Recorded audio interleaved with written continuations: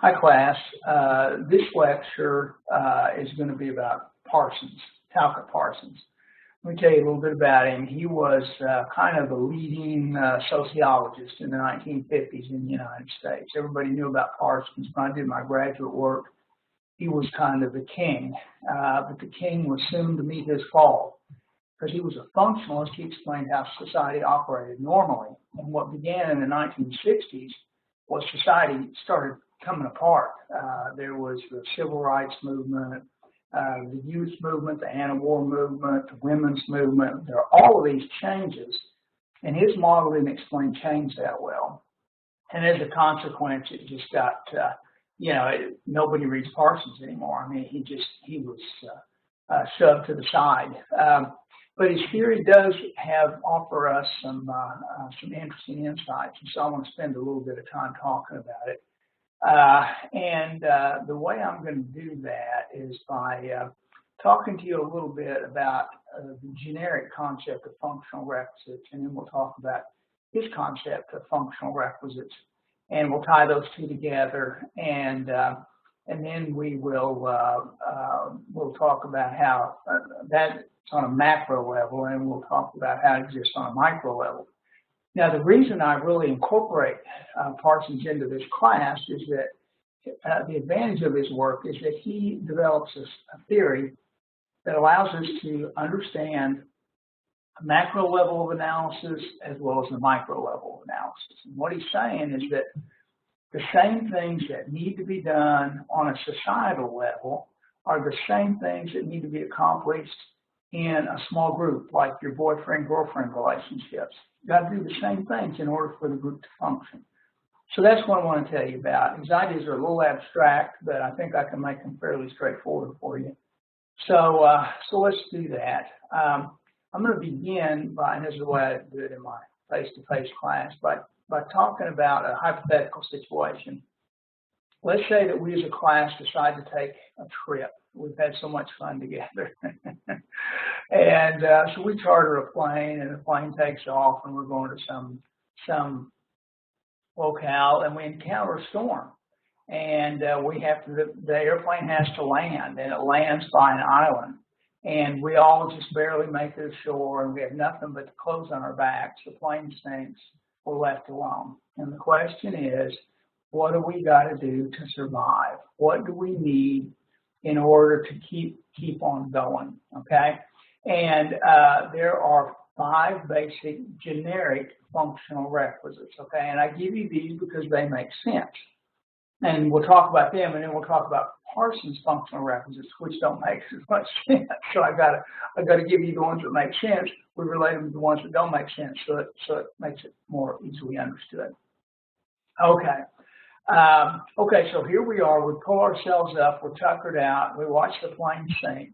The first thing that we got to do is we got to figure out how we're hungry. We got to eat. We got to find water. We got to have shelter. So there are basic biological needs that we've got to meet. Okay, food, clothing, shelter. So biological needs is first. Now what I'm showing you here is your notes. Okay, and you'll look over here. I guess you can see my little pointer. First thing is biological needs, okay? The second thing we've got to come up with is social order. Here we are, a group of people, 50 folks or so, and we have got to work out some rules about how we're going to interact.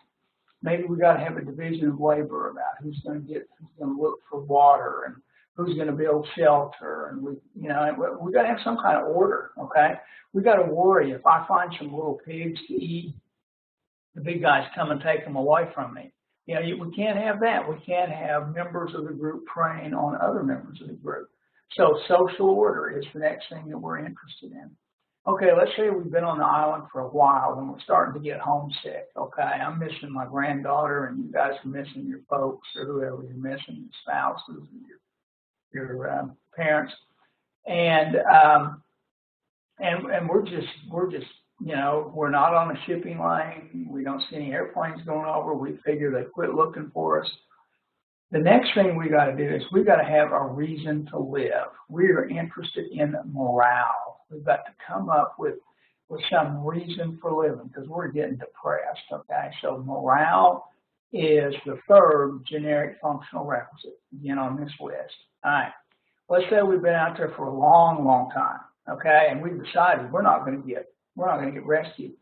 If we want our society, our little group of 50 people, to maintain itself, we're going to have to reproduce. If not, when the last person dies, the group's gone, right? So reproduction is the next generic functional requisite. Now, if you're reproducing, you've got these little kids, right? And you've got to teach them how to fit into the group. Socialization. You teach them the culture, teach them the rules, teach them how to fit in. So that's the last one. So we have these five. You look right here. We've got these five generic functional requisites: biological needs, social order, morale, reproduction, socialization. Those should all make common sense to you. Okay. Now, the next thing we want to address is, okay, in society, who meets these needs? Okay, well, biological needs, the economy does that, right? Food, clothing, shelter, unless you're making your own clothes and growing your own food, you buy them, right? And you buy it in the economy.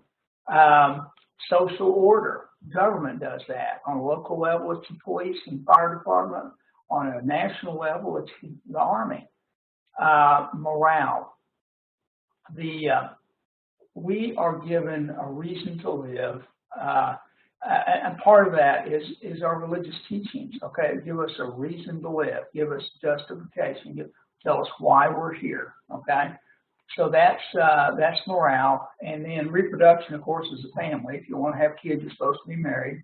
It's a rule. Okay, and then socialization is the family initially. Okay, the family takes care of socialization. So most kids, very young kids, and some up to the age of 6, the family socializes them primarily. Then they go to education. Then the school system educates them. All right. So if you look at this, we've got biological needs, the economy, social order, government, morale, religion, reproduction, family, socialization, family, then education. All right. Now, let's get to Parsons stuff, okay? And as I said, Parsons is a little bit more abstract. Parsons lists a functional requisites of these: adaptation, goal attainment, integration, and these two are called latency, okay? Latency. What that, I've got some stupid computer thing coming up. And I forgot where I was. Oh yeah, pattern maintenance and tension management.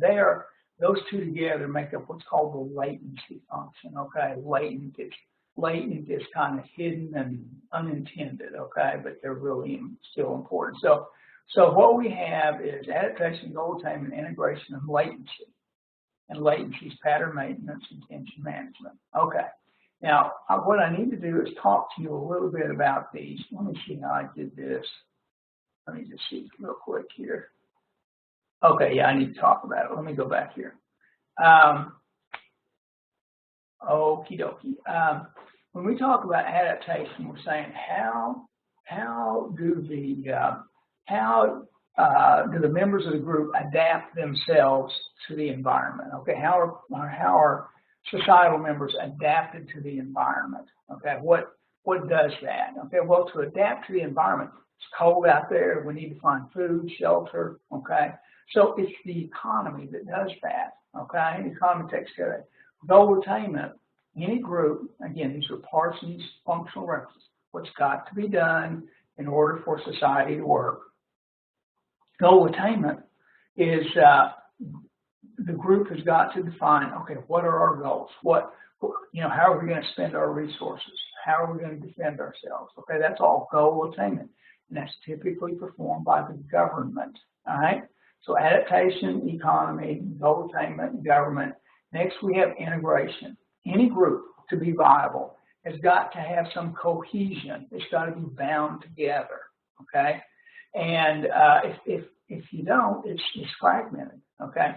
Well, one of the central glues of society is religious beliefs, okay? Durkheim, remember Durkheim from a lecture or two ago.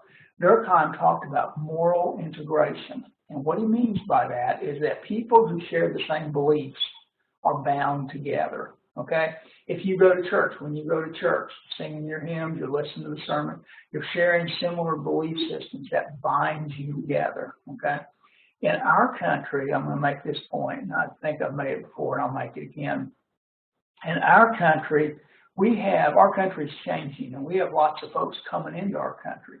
But for the most part, the people who are coming in, particularly those people from Latin America, they share our beliefs because they're Catholic, okay? Catholicism is the largest denomination in the United States. 24% of all people living in the United States are Catholic, okay? Not churchgoers, but all people, 24%. And so the people who are coming up from Latin America, they're Catholic. Baptist is the next biggest at 6%. So you can see Catholicism is the big gorilla, right? So these people that are coming over, they're Catholic. They fit right in, okay? They share the same beliefs. You can compare that with Europe, where in Spain, the biggest group of immigrants are Muslims. So you got Spain, a Catholic country, and you got all these Muslims coming in. Nothing wrong with Islam. But what you got is you've got a conflict between these different religious ideas, and it's not a bond. It's not because you don't agree on it, it doesn't bind you together. And it's a problem because not only do they have different beliefs, but some practice Sharia law and they don't want to be assimilated. They want to do their country in the context of Spain, Britain, Germany, France. So it's a problem. Societies to work have got to be cohesive. And if you have a lot of divisions, it's hard. It's a tough deal. Okay, then we have pattern maintenance. Think of it like this. In order for society to work, okay, what you've got to have is we've got these jobs out there, and you've got to maintain the patterns of interaction by putting people in those jobs. So one of these days, I'm going to die or retire, whichever comes first, and there's going to be somebody who needs to take my place, okay? And that's true for everybody occupying a job. You've got to maintain the patterns, and the way you do that is with reproduction. You produce more people. You people are being socialized. You're going to fit into society, and you're going to be the next generation of lawyers, doctors, and teachers, okay? And then tension management. Tensions are managed in a group when people learn the rules and obey them, okay? Go to a little kindergarten class. It's chaos. Kids are walking around, yakking it up. They're not listening to the teacher. It's just chaos, okay? That creates tension. The way you resolve that tension is you teach people how to fit in. You socialize people so that they learn the ropes. They fit in, then everything works well. Okay, let's go to this next page where I put all that together. Thanks. Come on. There we go. Okay. So, what we've got is adaptation. Parsons' thing of adaptation equates to biological needs. That's the generic list. This is Parsons. I should have labeled that up there, but I didn't. And they're both performed by the economy. So the economy meets biological needs. The economy adapts us to our environment. Okay, goal attainment equates to social order, and the government provides that, okay? Integration equates to morale. Religion, the religious institution, takes care of that. Pattern maintenance, reproduction, they're done by the family. Tension management equals socialization. It's done by family, and then education. All right. So the basic idea for Parsons is that on a macro level, you've got these things that have got to be done: adaptation, goal attainment, integration, and latency. And latency is pattern maintenance and tension management. These things have got to be done. They're functional requisites. They're things that have got to be done for society to operate. Who does it? Well, adaptation is the economy. Goal attainment is the government. Integration is religion. Pattern maintenance is family. Tension management is family and education. Okay? So that's on a macro level. Now the question is what takes place on a micro level, on a small level, on a group level? And I need to go to the next page. Here we go. All right. To illustrate, okay, let me just tell you about this. Parsons studied small groups, okay? And And he found that in any small group, there are two roles that have got to be performed. They are the instrumental role and the expressive role. Now, I need to spend a few minutes talking about role and status. I wonder if I can write on this. Let me see if I can, except it's hard to, oh, I need to type on it. I wonder if I can. Let me see. Maybe. Oh, isn't that cool? Role. Okay. Now, you've heard the term role, okay? Let me give you a definition. And Parsons was talking about roles. A role is an expected behavioral pattern. Expected behavioral pattern. So right now, I'm playing the role of teacher, okay? You're playing the role of students. I also play the role of father, of grandfather, of husband, okay? I'm an employee. I play a bunch of roles, and there are behavioral patterns expected of each one of those roles. So I interact with you guys differently than I interact with my granddaughter, okay? And it's because they're different role expectations. So role expected behavior patterns. Now, roles are associated with statuses, okay? In fact, anthropologists talk about role status. I should skip a little bit there. Role hyphen, whoopsie whoops. Role status, okay? Status is a position. It's the position you occupy in a group. And so a role is a duty that's associated with the position. Statuses give rights, okay? Roles are duties. So as your teacher, I have basic rights that you don't have, okay? I mean, in terms of how I shape the course and the material I cover and all that kind of stuff, all right? You have basic rights too, you know, whether or not you're going to take the class, how hard you're going to work in the class. You know, the students in our society have certain rights. I mean, certain statuses, certain positions. So you have a status, a position, and then there are duties associated with that. So, you know what? I'm doing a terrible job on that. Let me just kind of back up a couple minutes. Let me just say that over again. That was awful, okay? And it was confusing too. That's even worse. The status is a position. I think I said that okay. A role is an expected behavioral pattern associated with the position. The position confers rights, okay?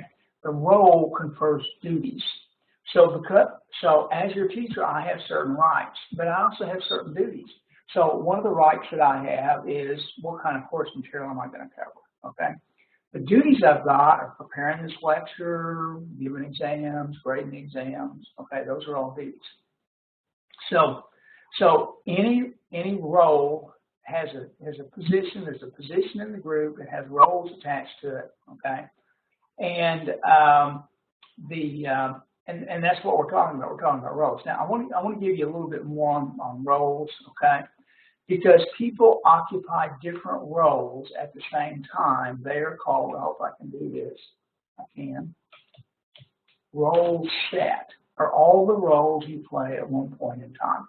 And because you play a multiplicity of roles, so let me just tell you what your roles might be. You're obviously a child of somebody's, okay? You maybe work, okay? So there's a role there, a duty there. You're a student, obviously, at East Central. Maybe you go to a church. So you've got all of these groups that you participate in, and there are expectations of you in those positions. It's called role set. Now, because there are different and sometimes competing expectations in your role set, it leads to role conflict.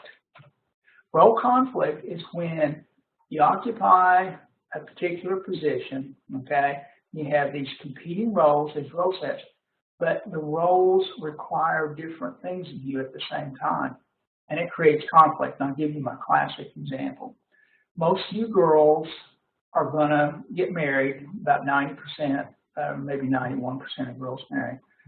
And most of those, about 90% of the 91%, will have children, okay? And since you're in college, I'm assuming you want to have a career. So here you are, you're going to have kids and you're going to have a job. Your job has certain requirements, like coming to work every day, performing your duties. Those are roles, okay? Those are expectations. But being a mama has expectations too, and one of them is being there for your kids.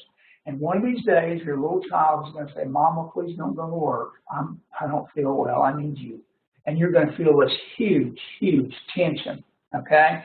Because you're going to be experiencing role conflict. Because on the one hand, you know that you need to be an employee, a valued employee who shows up on every day in order to make money to support your child. On the other hand, you need to support your child, and it'll eat your guts out. It's called role conflict. Doesn't affect guys that much, but for women, it's awful.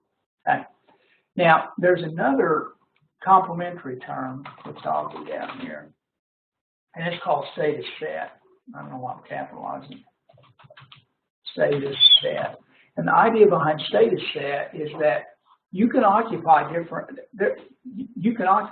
statuses, but this is different. What this is looking at a status with respect to another status. So in a group, if you have a parent is a status, and it only makes sense if you have a child, right? I mean, you can't be a parent if you don't have a child, right, or have had a child. And so what we have is this status set is parent-child. They complement each other. They make sense in terms of each other. I can't be a teacher if I don't have students, okay? You can't be a boyfriend if you don't have a girlfriend. If you go around telling everybody you've got a girlfriend, and then they say, "Who is she?" And you say, "Well, I really don't have one." You know, they're going to think you're weird, right? Because to be a boyfriend, you got to have a girlfriend, all right? To be a husband, you got to have a wife. To be a minister, you got to have a flock. So they're always complementary statuses that make up a status set. Okay, back to Durkheim. Durkheim is saying that there are two roles which have got to be performed in any group. They're the instrumental role and the expressive role. Now, let me tell you about these, and I'm going to illustrate it by talking about what I call the traditional family roles, okay? If I were to describe to you, I don't know if I say this in the notes. If I were to describe to you the traditional family, what would you think of? And you'd say, well, dad, mom together with the kids, mom stays at home, dad goes out and works, okay? That's the traditional family, okay? You know what percent of families today fit that traditional mold? And the answer is 20%. When I was a kid, going to Washington Elementary School, there were 200 kids. You know how many moms worked? And the answer was 0. I grew up in a different time than you guys. I mean, different. I've had different experiences than you. When I went home, mom was there. Cookies, milk, supervision, help with homework. You know, and some of you were latchkey kids. And I've had advantages, I'll admit it, compared with what some of you have faced. Okay. Now, what was the traditional father's job? What did he do? Okay? He went outside and worked. He brought home the bacon, okay? And he was generally the head of the household. He ruled the household, okay? What did the mama do? Well, the mama was the one who did the housework, okay, cooked, clean. She raised the kids. If you can walk, you need to thank your mama because she probably taught you. If you can talk, probably your mama more than your dad helped you how to talk. Okay, so they socialize.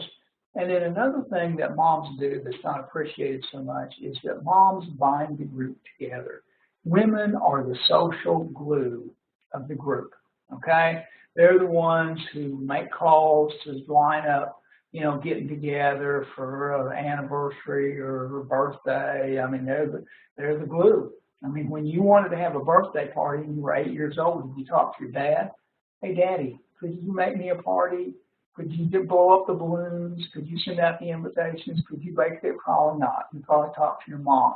Your mom is the one who did that kind of stuff. Okay, so we have the instrumental role and the expressive role. The dad is the breadwinner and the head of the household. The mom is the socializer, and she binds the family together. So if you look at this, I've got it spelled out here. Father's job, provider and manager. And mama's job, bind family together, childbearing and rearing, okay? Well, look at this. The father is the instrumental role, okay? And what is the instrumental role? It's adaptation and goal attainment. That's what the dad does. He adapts the family to the environment by being the breadwinner and he determines what, how the family's going to operate, what their goals are. When can we buy a car? Can we afford a new house? Can we, buy clothes for whatever, Easter? The dad traditionally made those decisions. What did the mom do? She bound the family together, integration, okay? And involved in that was this latency thing of pattern maintenance, okay? She bore the children, and attention management, she raised the children, okay? So that's how these things are connected. So here's the deal. On a macro level, on a societal level, there are 4 basic things that have got to be done: adaptation, goal attainment, integration, and latency, which is these 2 things down here, okay, or pattern maintenance and attention management. On a small group level, the instrumental role takes care of adaptation and goal attainment. The expressive role, or the mama's role, takes care of integration and these 2, okay? Now, this is true for any small group, not just the traditional family. So in your fraternity or sorority or in your Sunday school class, you're going to have some people that take charge. They're the instrumental leaders. They're playing the instrumental role. And what are they going to be involved with? Adaptation and goal attainment. And you're going to have other people that bind the group together. Have you ever noticed that somebody in a group, and whenever tensions rise, they always make jokes and kind of bind the group together, laugh and break the tension? Well, that's what they're doing. They're playing that role. And pattern maintenance, you got to have members in your group. You got to teach them how to fit in, okay? So when we put this all together on a micro level, we have instrumental expressive role, and the instrumental is adaptation and goal attainment, which needs biological needs and social order, which is the economy and the government. Expressive role, integration, pattern maintenance, and attention management. And they equate to these things, which are religion, family, and education. Okay. Okay, this is the theory. Now, I got to tell you this. On the test, I hit this pretty hard, okay, and probably because it's easy to ask questions for some reason. But I'll ask you stuff like, okay, the instrumental role. The instrumental role is associated with which of the following: adaptation, integration, or pattern maintenance. And you're going to say adaptation, okay? Or if I say, which of the following biological, which of the following, what am I calling those things? Functional requisites is associated with the economy. And I'll say biological needs, social order, morale, or reproduction. You'll say biological needs, okay? So there's a bunch of questions that come out of that. So you really need to get that table down, okay? All righty. I think that's it for Chapter 10. I'll see you guys for 11. Bye-bye.